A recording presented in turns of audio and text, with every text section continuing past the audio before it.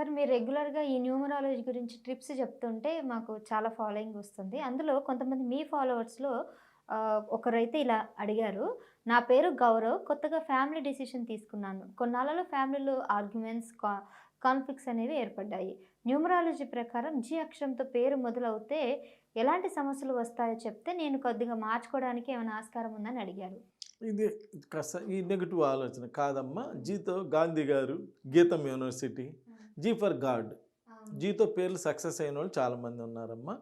జీతో failure అయిన వాళ్ళు ఉన్నారు. అక్కడ లెటరే కాదు, నువ్వు పుట్టిన డేట్ ఆఫ్ బర్త్కి తగ్గట్టుగా ఏ లెటర్ వచ్చిందో చూసుకోవాలమ్మా.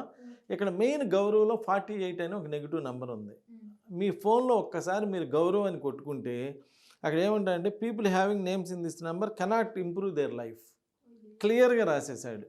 కెనాట్ ఇంప్రూవ్, ఏ పని చేసినా దానిలో ఇంప్రూవ్ అయ్యేటువంటి ప్రసక్తే లేదని రాసేసాడు.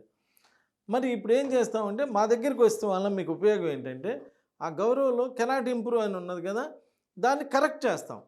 కరెక్ట్ చేస్తే అదే ఫోన్లో, మీ ఫోన్లో అదే ఫోన్లో పర్మనెంట్లీ హ్యాపీ లైఫ్ అని చదువుతారు. ఎంతోమంది గౌరవం నన్ను కలిశారమ్మా.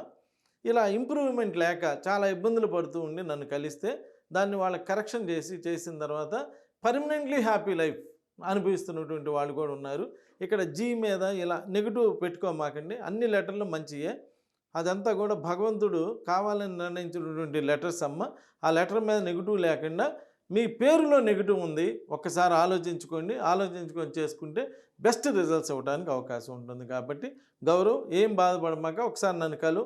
చక్కగా నీ పేరు ఇప్పుడు ఆల్రెడీ ఏ నెంబర్ ఉందో చూపిస్తాను, కరెక్ట్ చేసిన తర్వాత ఏ నెంబర్ వస్తుందో చూపిస్తాను. దానిలో పర్మనెంట్లీ హ్యాపీ లైఫ్ ఉంటుంది.